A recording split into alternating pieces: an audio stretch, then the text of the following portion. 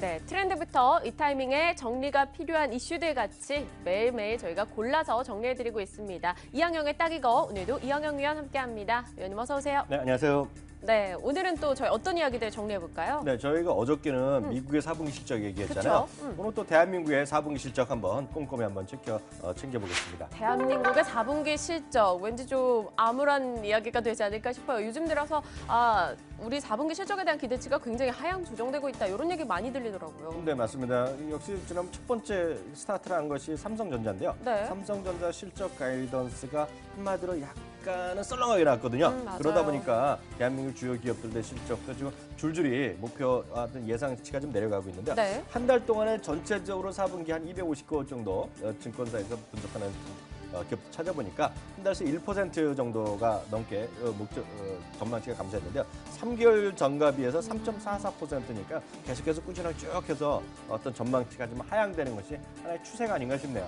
네, 한 달에 뭐 1%씩 정도 이 전망치가 내려오고 있습니다. 그럼 업종별로 좀 구체적으로 들어가 볼게요. 어제 네. 미국 쪽에서는 저희 에너지가 안 좋고 통신이 비교적 선방한다, 이런 얘기가 있었어요. 네, 국내는 맞습니다. 어떻습니까? 어저께는 이제 전부 다 안 좋고 통신만 약간 생각보다 좀 좋아진다 얘기하는데요. 네. 우리나라는 헬스케어요. 헬스케어가 34% 정도 늘어나고 IT라든가 소프트웨어, 유틸리티, 미디어 교육 지역이 한 달 전보다는 그나마 좀 괜찮아진다라고 얘기하는 거가 되겠고요. 네. 상대적으로 요 정도 빼놓고 우리는 29개 정도 업종을 얘기하고 있는데 6개 정도 제외하면 대부분 좀 내려가는 아쉽지만 그렇게 나오고 20개 있습니다. 이상이 내려가는. 네. 네. LG 디스플레이 요즘 얘기 많이 하는데요. 디스플레이가 12% 정도 한 달 전 대비 내려간 거고요. 운송은 요즘 뭐 썰렁하지 않아요. 분위기 그쵸. 자체가요. 17%. 조선은 말하기도 좀 그렇습니다. 30% 넘게 한 달 새 어떤 전망치가 쭉 내려가니까요. 때문에 이런 것들 좀 아쉬운 쪽에 좀 될 수밖에 없다. 이렇게 이해하시면 되겠죠? 네, 뭐 운송이나 조선 쪽 사실 기대도 안 했습니다만 기대보다도 훨씬 나빠지고 있는 실적 추이입니다. 조금 더 이 종목으로 좀 구체화시켜 볼게요. 그 안에 종목들까지 뭐 영업이익 전망치 조사해 오셨죠? 맞습니다. 좋아지는 쪽은 한 26, 26%니까요. 4개 중에 하나 정도는 한 달 전 대비 좀 올랐지만 네. 대부분은 종목별로 보면 좀 꾸준히 내려가는데요. 4분기 어닝 시즌에서요. 이거는 절대치입니다. 업종별 실적이 종목별 전망이 좀 증가한 쪽을 좀 찾아봤더니요. 한미약품이 110% 정도 전년 대비 좀 늘어난 거로 얘기하고 있고요. 좋네요. 네, 신세계푸드가 48%, 다우기술이 46%. 오뚜기 요즘 얘기 많이 하잖아요. 짬뽕 얘기 많이 맞아요, 잘 나가요. 드셔보신 분 계실지 모르겠어요. 드셔보셨어요? 먹었죠.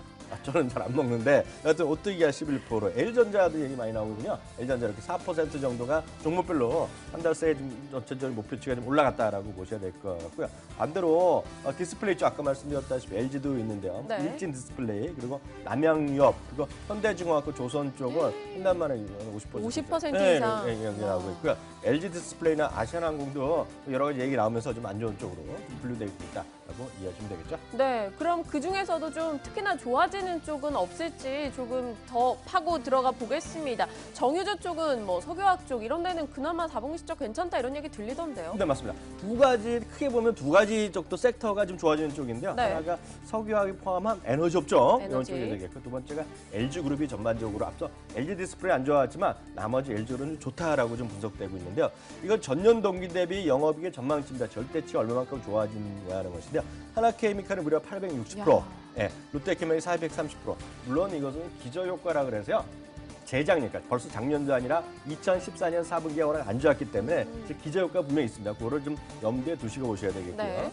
SOL과 SK이노베이션 전년 동기 대비, 그러니까 2014년 4분기에는 적자였는데요. 작년 4분기에 흑자에서 흑자 전환 쪽이 얘기 나는 것이 한 3개 정도 되겠고요.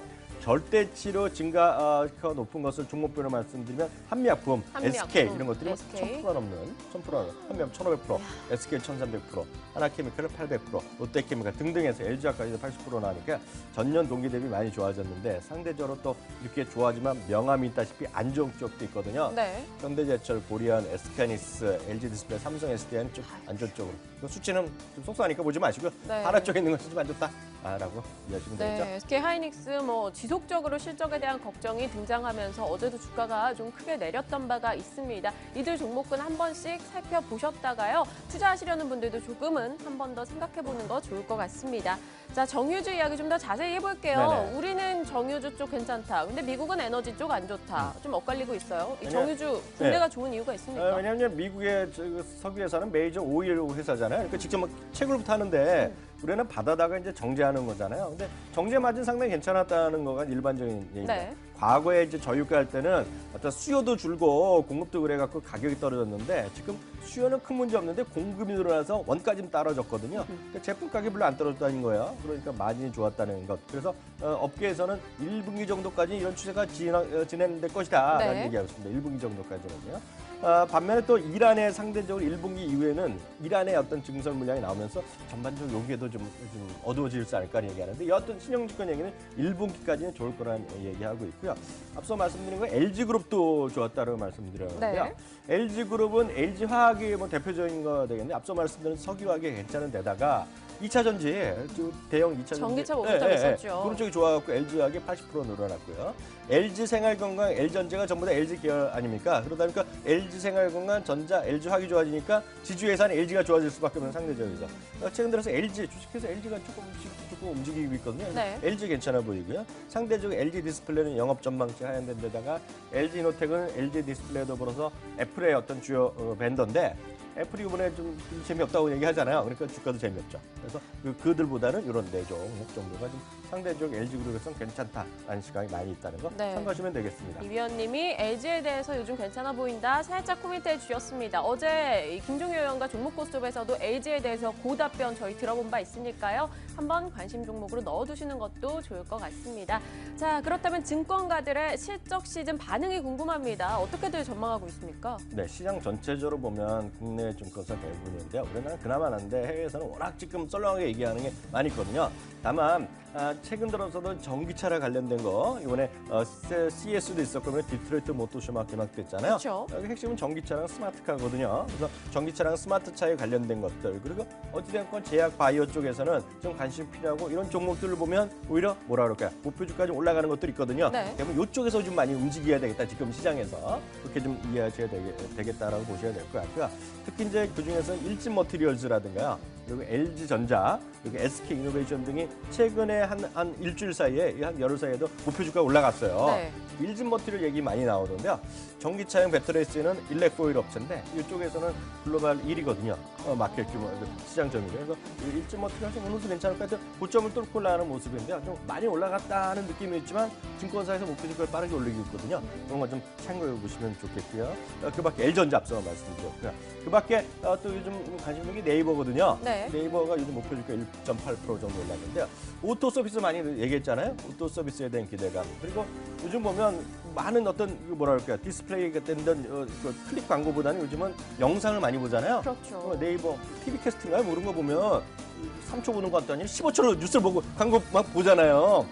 광고가 다 돈이 아닙니까 지금요. 볼라는데 광고 그러니까 그런 것 쪽에 광고 수익이 난다는 거죠. 그래서 네이버가 요즘 주가가 좀 살아있는데요. 그런 내막이 있다. 그런 주장이 있다는 것도 참고하시면 되겠습니다. 네, 증권가 전반적으로는 이 4분기 실적에 대해서 보수적입니다. 하지만 일부 종목군으로는 또 매기가 쏠린다라는 이야기 전해지니까요. 점검하시고요. 자, 저희에게 중요한 건 위원님의 탑픽 종목입니다. 이 안에 있습니까? 아니면 다른 종목입니까? 이 안에 있는 건 재미없잖아요. 그래서 현대백화점에 좀 요즘 자꾸 눈이 가더라고요. 그런 네. 게 있잖아요. 눈이 가는 거.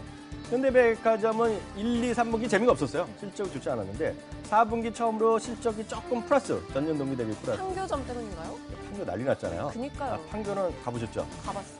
8월에 오픈했는데 벌써 10월달 흑자 전환했거든요. 그래서 그 동네는 하나의 하나의 랜드마크가 될 정도로 사람들이죠. 올해 상당히 또 돈을 벌 거라고 하고 있어요. 그래서 네. 작년에는 실적이 4분기 제외는 재미없었어요. 전년 동기 오히려 마이너스 하거나 그랬는데 이익이요.